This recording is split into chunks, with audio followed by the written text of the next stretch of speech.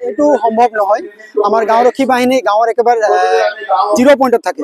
তো গাঁৱৰ মানুহবোৰে গোটেই ক্ৰাইম ৰেটটোৰ সম্পৰ্ক গাঁৱত গোটেই ঘটি থাকে।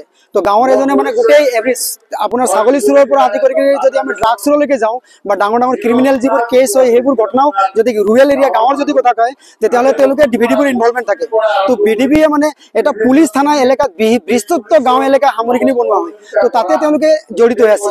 লাষ্ট যেতিয়া দুলীয়াজানত হৈছিলে তেতিয়া এই BDBৰ যিটো পইচা আছিল সেইটো 2500 টকা কৰা হৈছিলে। যি আমাৰ থানা কমিটিবোৰ মানে প্ৰত্যেকটো গাঁও আমাৰ যিটো গাঁৱৰ যিটো গাঁও BDB বুলি কয় আমাৰ যিটো ৰুৰেল এৰিয়াত যিটো গাঁওবোৰত আছে, কিন্তু এতিয়া সেইটো লাষ্টলি কি কৈছে 100 টকা কৰি দিয়া হৈছে।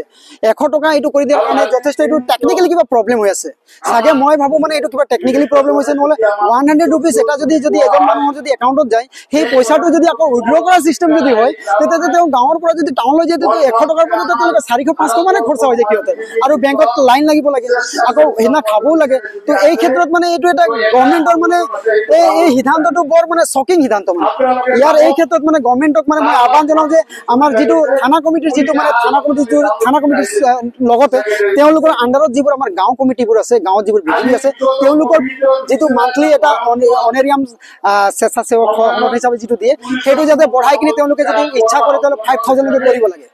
প্ৰায় যিমান পৰা যায় গ্ৰেজুৱেলি 5000 কৰিবলৈ পৰা যায়। আৰু প্ৰেচিডেণ্ট ছেক্ৰেটাৰীক এটা স্পেচিয়েলি তেওঁলোকক যাতে এটা এলাউন্স দিয়াৰ কাৰণে ব্যৱস্থা কৰিব লাগে মই ভাবোঁ। আদাৰৱাইজ মানে এতিয়া BDB যথেষ্ট হাৰ্ড ৱৰ্ক কৰি থাকে। ক্ৰাইম ৰেট এতিয়া 0 হৈ আছে, মানে 0 কৰিব পৰা যায় যদি ইফ ছাৰে এই ক্ষেত্ৰত। আৰু এটা কথা, আমাৰ যিটো BDBৰ এক্ট আছে সেই এক্টটো হৰিনাৰায়ণ ডাঙৰীয়া আজি 76 বছৰ আগতে যিটো প্লান কৰিছিলে, আজিৰ ক্ৰাইমটো বেলেগ হৈছে। আজি এটা গ্ল'বেলাইজেশ্যন ৰেটত এইটো ক্ৰাইম হৈ আছে।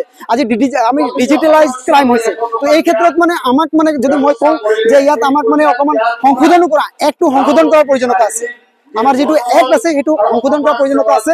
তো মই আমাৰ যি গৃহ বিভাগ আছে, আমাৰ গৃহ বিভাগৰ দপ্তৰক তেওঁ অনুৰোধ জনাম যাতে BDB চেলটো যিটো আমাৰ এক্ট আছে সেইটোকে এমেণ্ডমেণ্ট কৰি কিনে যাতে নিউ কিছুমান এইটো কৰিব লাগে। আৰু আমাক ট্ৰেইনৰ প্ৰয়োজনীয়তা আছে, যিহেতু ক্ৰাইম আজিকালি যথেষ্ট মডাৰ্ণাইজ হৈছে। তো এই ক্ষেত্ৰত আমাৰ ক্ৰাইমো কৰিব লাগে। তো হোল ক'লে গ'লে BDBক এটা নিউ ৰূপত যাতে আমাৰ গভৰ্ণমেণ্টে যাতে ক্ৰিয়েট কৰিব লাগে তাৰ কাৰণে মই আহ্বান জনাওঁ।